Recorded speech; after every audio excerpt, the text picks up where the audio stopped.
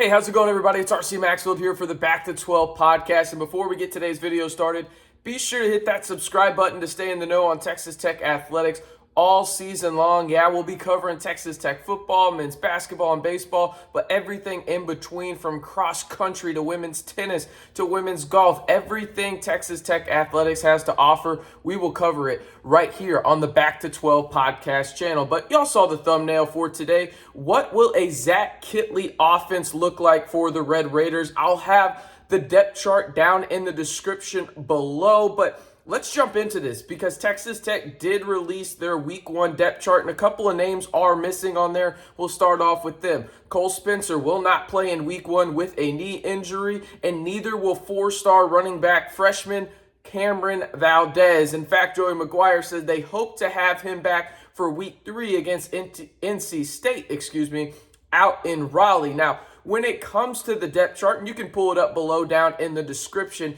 you obviously have Tyler Shough, then you have Donovan Smith and Baron Morton behind him at QB. Now, at the running back spot, it is Thompson or Brooks. And when I say or, that means that it's basically a combination of those two. It could be really either is the starter when it comes down to it. And kind of the surprise is Donnell at the running back position, a true freshman that really has come in and impacted that group in a major way, considering some of the injuries Texas Tech has had.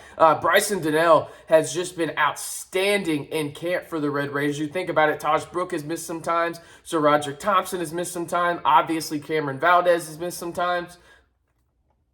Donnell, he is the number 2, technically number 3 running back for the Red Raiders in week 1 against Murray State. Now, I'm going to break down each wide receiver spot as well. We'll start at the H wide receiver, where Xavier White will be the starting wide receiver, or will it be Brady Boyd? Yes, the Minnesota transfer that was linked to Quinn Ewers and everything like that. Those two will be sharing time as the starter at the H wide receiver spot, backed up by Chadarius Townsend. Now, at the Y wide receiver spot, it's pretty cut and dry. We know who's going to be the starter there. That is Miles Price. He is backed up by Brady Boyd, Xavier White, and then Lubbock's own Martinez as well. But then you go to the X wide receiver and the Z wide receiver. This is where things are super interesting and a lot more clear-cut than I thought they would be at this time. At the X wide receiver, you have sophomore wide receiver Jerand Bradley as the starter. J.J. Sparkman will back him up, or it will be Trade Cleveland. It is a backup or situation behind Bradley at the X wide receiver. Now, at the Z wide receiver, it's Loic Fungi, and then this is where things get interesting to me, because this is the guy that every time I talk to people at camp, there's 2 wide receivers that come up more than any wide receivers when it comes to, wow, they just impressed me and then some at camp. Jordan Brown, the SMU walk-on transfer, he's obviously hurt with an ankle sprain, but the other one I've heard about more than any other wide receiver that is trying to make a name for themselves is true freshman from Stephenville, who led the country in receiving yards last year, Coy Aiken. Remember that name, and I'll mention him a couple of times here later on in the video as well, because Zach Kittley brought him up after local media asked him about really what is his role going to be for Texas Tech. You could be seeing that true freshman in a lot of different areas on the field for the Red Raiders, and he is absolutely jacked. Looks like Cooper Kupp already. Just unbelievable. I don't want to compare the kid to Cooper Kupp, but that's the kind of frame he has. And potentially, if everything goes right, you could see him be in that kind of role. After that is Brady Boyd in terms of backing up Loic Fungi, and then Coy Aiken at the Z wide receiver spots. Now we move to tight end, and it's just an or situation all the way down. We know who the 3 tight ends are. Henry Teeter is listed as the first one. Then it's Baylor Cupp, and then Mason Tharp after that. But as I mentioned, it is an or situation for all of those tight ends. So moving on to the offensive line, cut and dry on the left side, and at the center position, you have Caleb Rogers, and then you got Keeter right behind him at left tackle. And then at left guard, you have Weston Wright, and arguably the shock of camp in terms of the star on the offensive line is going to be Jacoby Jackson. He will be on the 2 deep at left guard. At the center position, Dennis Wilburn will start in front of Cade Briggs, who comes in at number 2 at the center position. And then at the right guard spot, you have Landon Peterson, who just absolutely took that job and ran with it at the right guard spot. He is backed up by Weston Wright and Shanahan there. Now at right tackle, this is where things get interesting. I thought it was pretty cut and dry. I thought Monroe Mills was going to be that guy, easy enough, but instead it is an or situation with Bohannon. Will be interesting to see how they rotate out. If you had to ask me for a prediction, hey RC, who do you think is going to play the most snaps at right tackle for Texas Tech this year if both are healthy? My gut, and really the people that I've talked to that have watched the offensive line in fall camp, I would say Monroe Mills. I think he is just an absolute force, and I think that they have a potential special tackle duo, do the Red Raiders, and Caleb Rogers and Monroe Mills. Before we get the rest of the video started, again, be sure to subscribe. We're trying to get to 600 subscribers before kickoff on Saturday against Murray State and the Joey McGuire era starts. And also, let me know down in the comments, answer this question.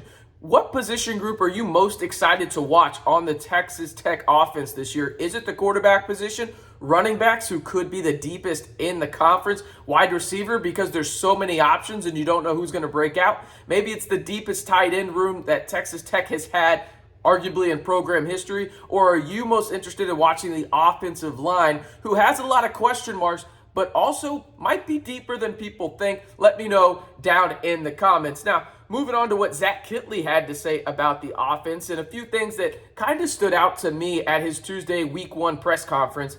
And he talked about Tyler Shough being QB1. He said all 3 guys had a great camp. Everybody knows that. But then he got a little bit more in depth with his answer, and he said Shough has a better grasp of the offense and is more ahead of the other 2. And now that does make sense. Smith and Morton are younger, and Shough has played for now 4 offensive coordinators. He knows a bunch of terminology, and he knows how to read defenses probably in game a lot better than Morton and Smith, just because, well, he has more experience. It comes with it, right? But then Kittley said this: it was pretty apparent to everyone in the building throughout fall camp that Tyler Shough would be QB1.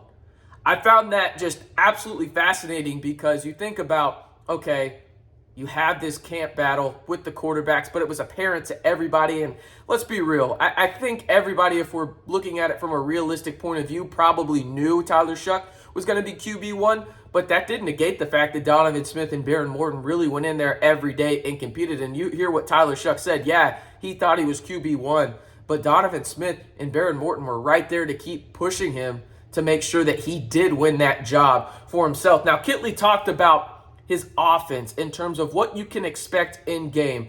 And he says, every week, how do we attack them? That's how he's thinking going into this.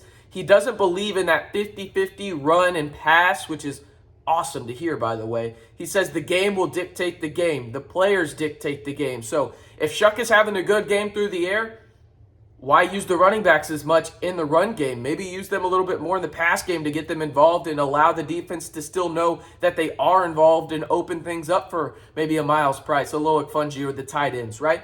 Kittley also went on to say this about his offense in terms of scripted plays, which I found really interesting, because a lot of coaches, and you think about some of the coaches Texas Tech has had offensively, scripted plays, you think about David Yost. It seemed like every game it was the same 20 plays, just in some kind of variation of those 20 plays to begin the game, right? Cliff Kingsbury, kind of the same way to begin with. Sonny Cumbie was a breath of fresh air for a little while there, where it really wasn't scripted in terms of, hey, we know what these plays are going to be every week. And now Zach Kittley is doing the same thing, where he just flat out said, it depends on the game, And he also said this, which I thought was super telling about what kind of offense you will see from Texas Tech and what kind of play calling in mind that Texas Tech has at the offensive coordinator position. He said the more complicated the defense, the more simple the game plan should be, and vice versa.